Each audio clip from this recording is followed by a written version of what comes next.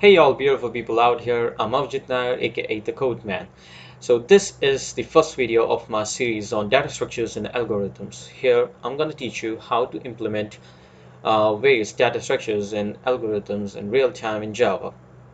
The prerequisite for this video is that you have a basic idea about linked lists, although I'm not gonna write the code for linked lists. I'm gonna use the java.util.linklist class, and it's pretty easy to understand the logic behind linked lists. And I'm gonna teach you how to use the inbuilt linked list class in this program. Also, if you have a basic idea about what a graph data structure is, it would be good. Although I'm going to give you a small intuition about what a graph is. So, a graph can be considered as a bunch of nodes or vertices connected to each other where data stored in one node uh, has a direct linkage to data stored in another node. So for example, here I have a three node or three vertex graph data structure. So, and this is an undirected graph, which means that there is a two-way path from one node to another node. So, as you can see, here is node 0, node 1, and node 2. Node 0 has a link with 1 and vice versa. So this is what a graph data structure is, and why did I take a graph data structure as my first video?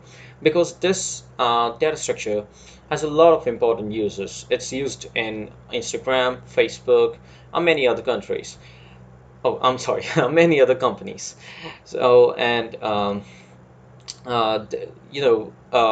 many competitive programming contests also need the use of graph data structure. Um, so yeah, this now we humans can easily understand a graph data structure. We know that 2 is linked with 1 and 1 is linked with 2, but it's not the same case with a computer. So in order to represent this graph data structure, in order to make the computer understand about this graph data structure, we need to represent it in a certain way so that the computer understands. And two such way is A, using an adjacency matrix, and B, using an adjacency list. So an adjacency matrix is a matrix where the dimensions of the matrix is equal to the number of nodes or vertices present in the graph. So here we have a three node graph data structure, so we have a 3 by 3 matrix. Now if a link is present between one node to another, then we represent it as 1, and if there is no link, then we represent it as 0. So here 0 is not linked to 0, so we put a 0 here.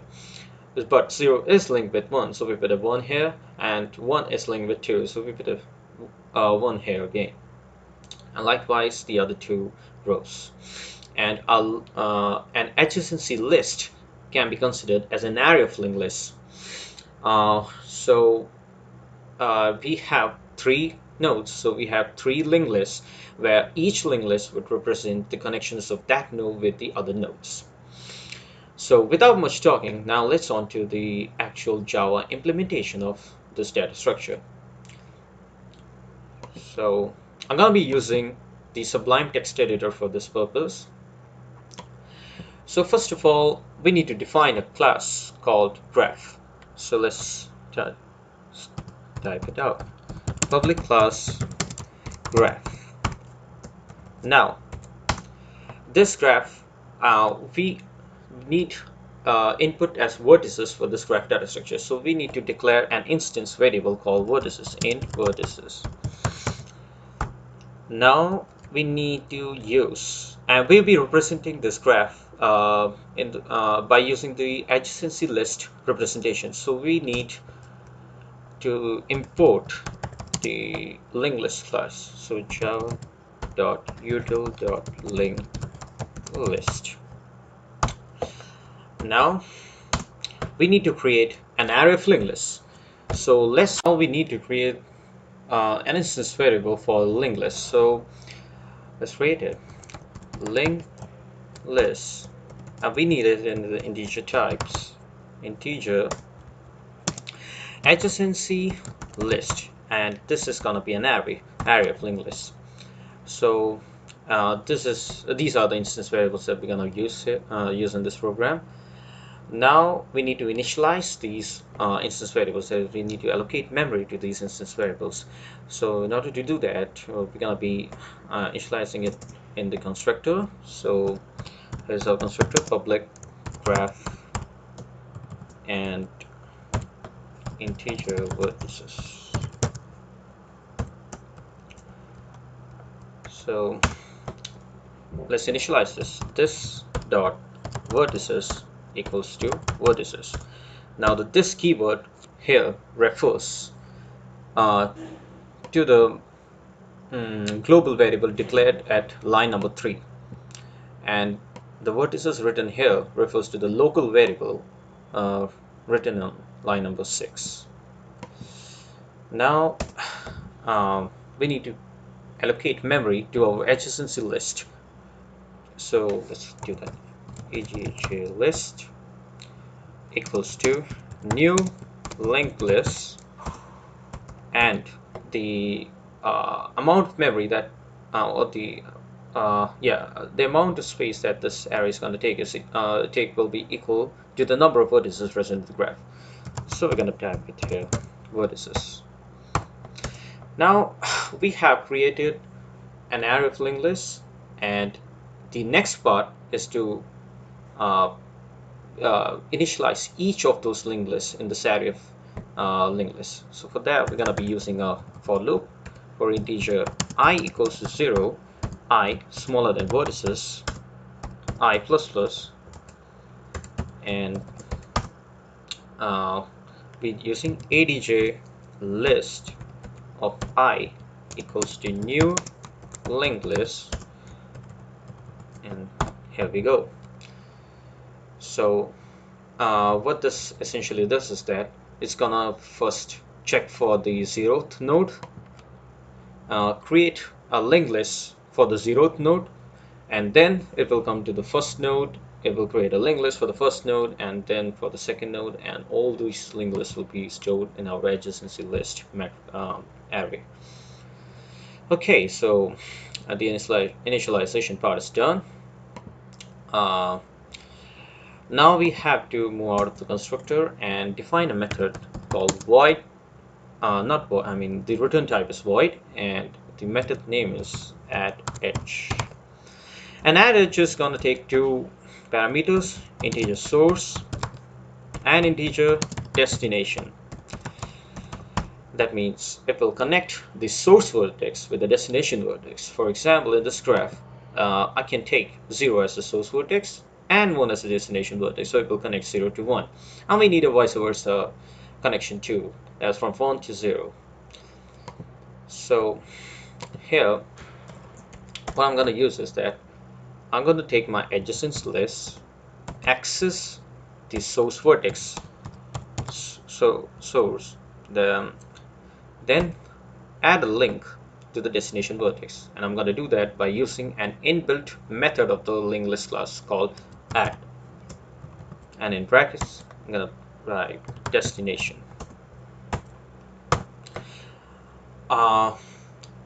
You can refer to the inbuilt methods of linked list from the Java documentation. So here is our add object.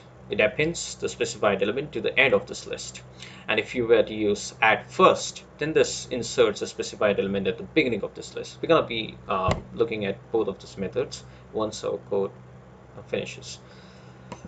So now we need to also put a vice versa link, right? So we're going to be typing adjacency list destination dot add source, and that's our connections. Our connections have been made, so we have done this. Now this last part is that we need to display our graph. So for that, we're gonna be defining a method called void display graph. So in display graph, we don't have any parameters to be taken, what we're gonna do here is that we're gonna be first checking for certain conditions. I'll be describing it very soon. For integer I equals to 0, I smaller than vertices, I plus plus. Now we need to see what is the size of the linked list. We can proceed only if the size of linked list is greater than 0, otherwise there's no point in proceeding because there won't be any connections for one node to another. So we need to check for that. We need to check that for each and every vertex present in the graph. So that's why I've put a for loop from 0 to vertices and I plus s. And remember that if n is the number of vertices in your graph, then the indexing starts from 0 to n minus 1. And that's why we are taking 0 and I smaller than vertices. So first we need to check the size of the linked list. It should be greater than 0. So how are we going to do that? We're going to do this like shown here. If adjacency list of I can be 0, 1 or 2. So the first iteration is going to be for 0. So adjacency list I dot size, it's again an inbuilt method of the linked list class. I'm going to refer you to the documentation once more. The size, it's here somewhere. Okay.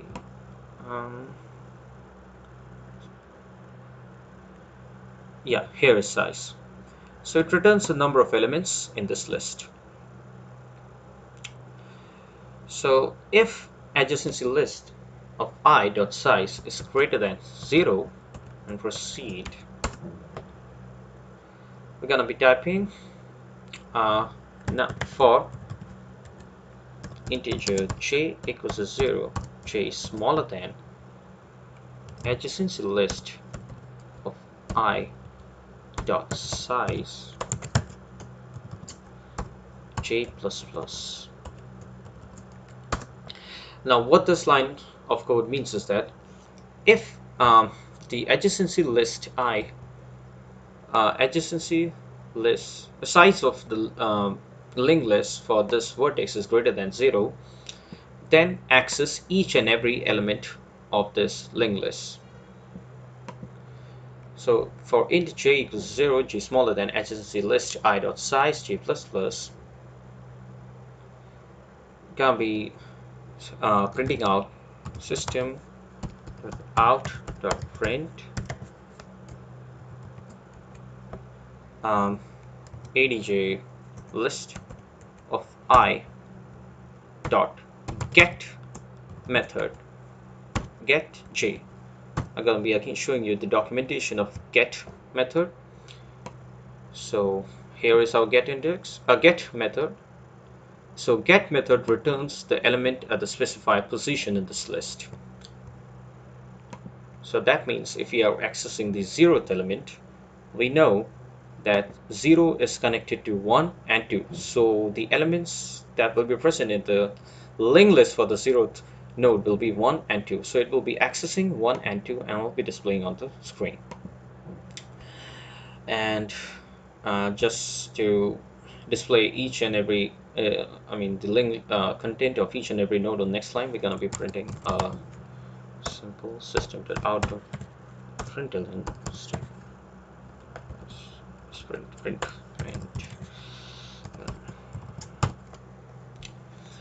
And yeah, we'll be adding a little bit space here so that it's clear to see. Also yeah, here we'll be typing out a statement called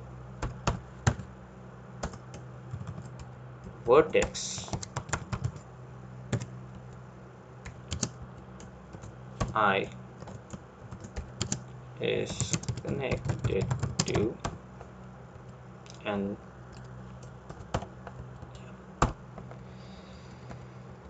so this whole method displays our graph.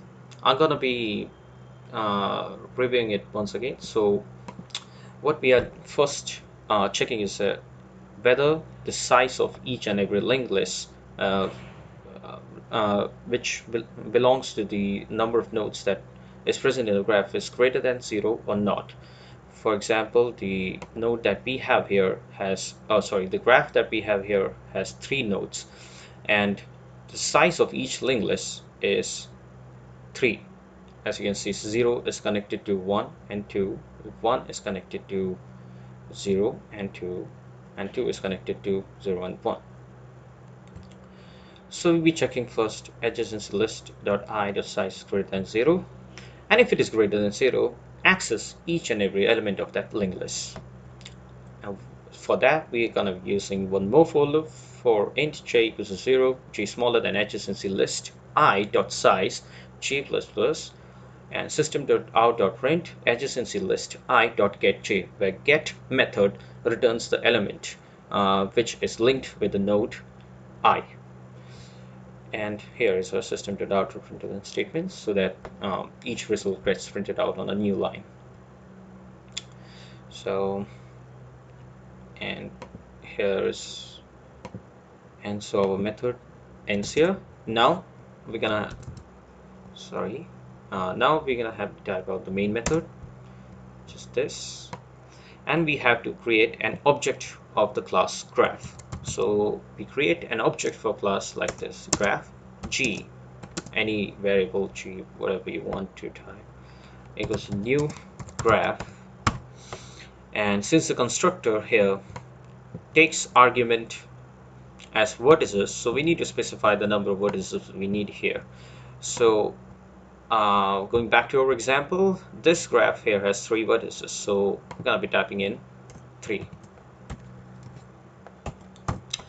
Now we need to call the add edge method to link all the vertices with the other vertices.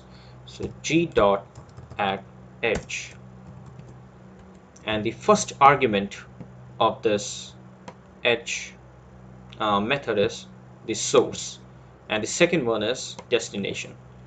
So if you need to connect 0 to 1, we shall type here, we should type here 0 1. Likewise for the other at edge, here we have 1 connected to 2, so it's gonna be 1 and 2, and then g dot add edge, we need 2 connected to 0, so we're gonna be typing 2 0. And remember that in our method definition we have specified one more line of code, adjacency list destination dot add source. That means that that means if 0 is connected to 1, then 1 will also be connected to 0. And finally we need to display the graph, so we're gonna say g dot display graph, and that's it. Our graph data structure has been implemented. Now I'm gonna be compiling this code on an online compiler called JDoodle Java. So let me copy of my code and paste it on JDoodle, and let's compile it. Execute it. So here is our output. Vertex 0 is connected to 1 2.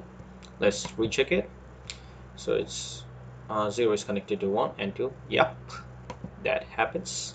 And vertex 1 is connected to 0 2, and vertex 2 is connected to 0 1 0.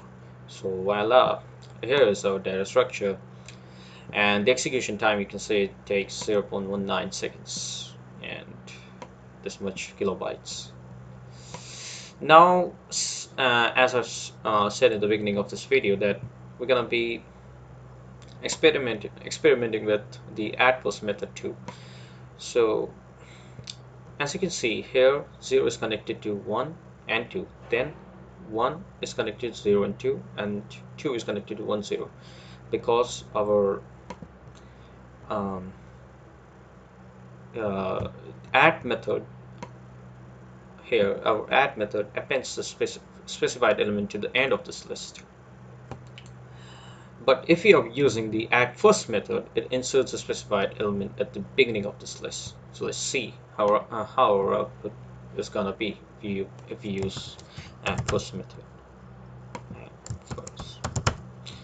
Let's execute it.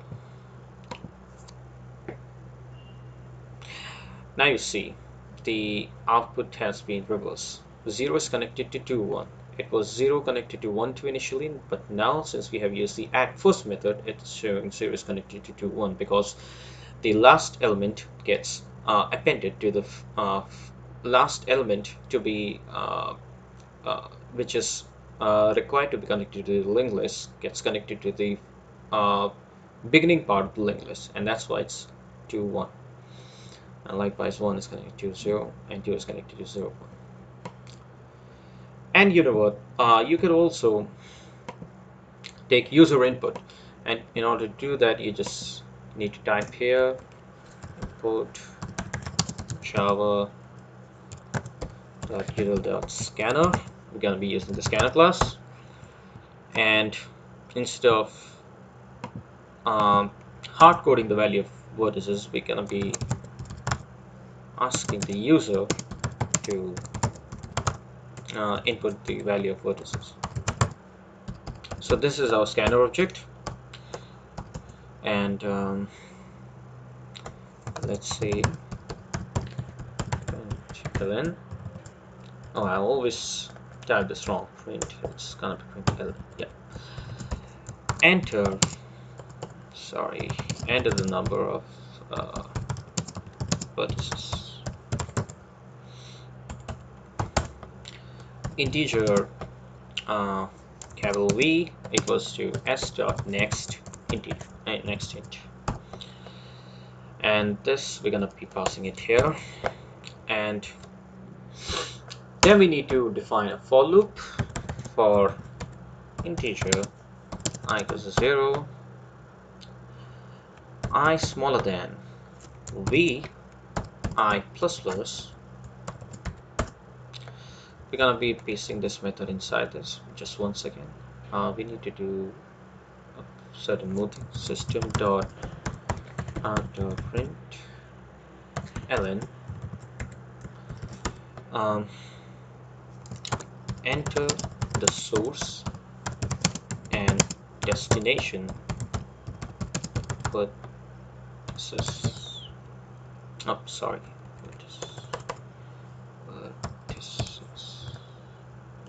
okay. Vertices.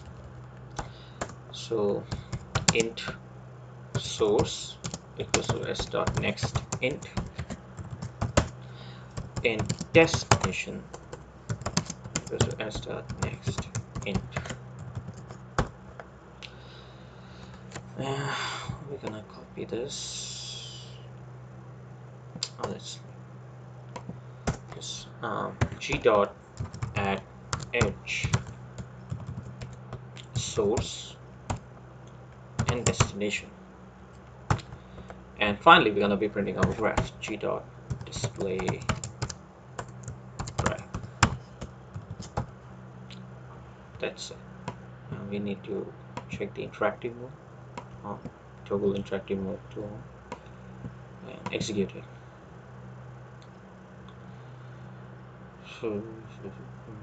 Okay, enter the number of vertices. That's 3. Source and destination. So first is 0, then it's gonna be 1, then it's gonna be 1.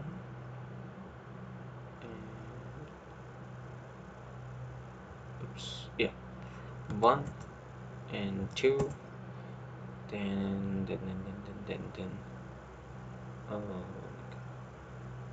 something happened here. I'm gonna re-execute it. Number of vertices is gonna be 3, source is 0, and destination is 1, and this is gonna be 1, 2, and yeah, 0, 2 and 0. Yes, we got this. Oh, sorry. vertex 0 is connected to 1, 1 is connected to 2, 0, and 2 is connected to 0. So yeah, that's it. uh, Thanks for watching this video. If you like this, if you want to give more suggestions, or if there may be chances that I might have missed some important points during this implementation, so if you have any doubt, you can ask me in the comment section. I'll be responding it as quickly as possible. And if you like my video, give it a thumbs up, and also hit the subscribe button, because I'll be releasing videos one in every 3 days. So yeah, peace.